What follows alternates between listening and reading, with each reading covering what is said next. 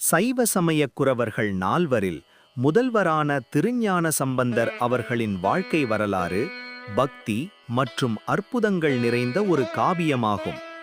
சீர்காழியில் பிறந்து 16 ஆண்டுகளே வாழ்ந்த இவர் தமிழ் பக்தி இலக்கியத்திற்கு ஆற்றிய தொண்டு அளப்பரியது. அவரது விரிவான வாழ்க்கை வரலாற்றை இங்கே காண்போம். பிறப்பும் குழந்தை பருவமும். சோழ நாட்டில் உள்ள சீர்காழி தோணிபுரம் என்னும் திருத்தலத்தில் சிவபாத இருதயர் பகவதி அம்மையார் தம்பதியினருக்கு மகனாக பிறந்தார். இவருக்கு பெற்றோர் இட்ட பெயர் ஆளுடைய பிள்ளை. அம்மையின் ஞானப்பால். 3ஆம் வயது அற்புதம். சம்பந்தருக்கு 3 வயதாக இருக்கும்போது அவரது தந்தை அவரை திருக்குளத்திற்கு அழைத்துச் சென்றார். தந்தை நீராடச் சென்றபோது கரையில் இருந்த குழந்தை பசியால் அம்மா அப்பா என்று அழுது கொண்டிருந்தது. குழந்தையின் அழுகுரல் கேட்டு சிவபெருமான் உமாதேவியுடன் ரிஷப வாகனத்தில் தோன்றி காட்சியளித்தார். உமாதேவி தன் பொற்கிண்ணத்தில் ஞானப்பாலுடன் சிவஞானத்தையும் ஊட்டி மறைந்தார்.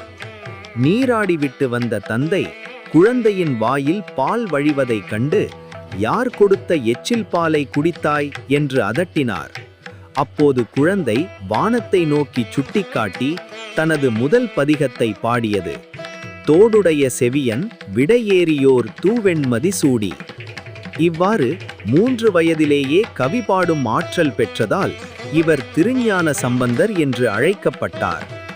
முக்கிய அற்புதங்கள். சம்பந்தர் தனது வாழ்நாளில் தமிழகம் முழுவதும் பயணம் செய்து பல அற்புதங்களை நிகழ்த்தினார். திருநீலகண்ட யாழ்ப்பாணர். யாழ் வாசிப்பதில் வல்லவரான இவர் சம்பந்தருடன் இணைந்து பல ஊர்களுக்குச் சென்று பதிகங்களை இசைத்தார். பாம்பினால் இறந்தவரை மீட்டது. திருமருகல் என்னும் ஊரில் பாம்பு கடித்து இறந்த ஒரு வணிகனை பதிகம் பாடி உயிர் பெறச் செய்தார். ஆண் பனையை பெண் பனையாக்கியது. திருவோத்தூர் தலத்தில் காய்க்காத ஆண் பனைகளை பதிகம் பாடி காய்க்கும் பெண் பனைகளாக மாற்றினார். எலும்பை பெண்ணாக்கியது.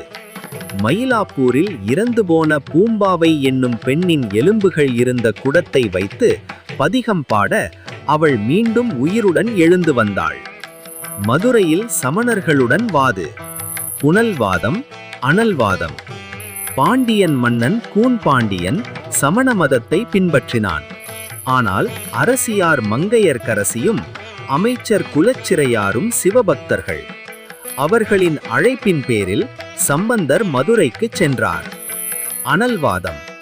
சமணர்களும் சம்பந்தரும் தங்கள் கொள்கைகளை ஏட்டில் எழுதி நெருப்பிலிட்டனர். சமணர்களின் ஏடு எரிந்தது. சம்பந்தரின் பதிகம் எழுதப்பட்ட ஏடு பச்சையாகவே இருந்தது. புனல்வாதம். வைகை ஆற்றில் ஏடுகளை விட்டபோது சம்பந்தரின் ஏடு ஆற்றின் ஓட்டத்தை எதிர்த்து உயிரோடு நீந்திச் சென்றது. இதன் மூலம் மன்னனின் வெப்பு நோய் நீங்கியதுடன் பாண்டிய நாடு மீண்டும் சைவத்திற்கு திரும்பியது. முக்தியடைதல். வைகாசி மூலம். சம்பந்தருக்கு 16 வயதான போது தந்தை அவருக்கு திருமணம் செய்து வைக்க எண்ணினார். தோத்திராம்பிகை என்னும் பெண்ணுடன் நல்லூர் பெருமணம் என்ற இடத்தில் திருமணம் நடைபெற்றது. திருமணச் சடங்குகள் நடக்கும்போது அங்கு ஒரு பெரும் ஜோதி தோன்றியது. இந்த இல்லற வாழ்வு எனக்கு வேண்டாம், உன் அடியை சேர வேண்டும் என்று பாடி நமச்சிவாய பதிகத்தை பாடினார். அந்த ஜோதியினுள் அவரும் அவரது மனைவியும் வந்திருந்த சுற்றத்தாரும் கலந்து இறைவனுடன் இரண்டர கலந்தனர். திருஞான சம்பந்தரின் சிறப்பு. இவர் பாடிய பாடல்கள் தேவாரம் என அழைக்கப்படுகின்றன. முதல் 3 திருமுறைகள். பக்தி இயக்கத்தின் மூலம் தமிழை வளர்த்தவர்.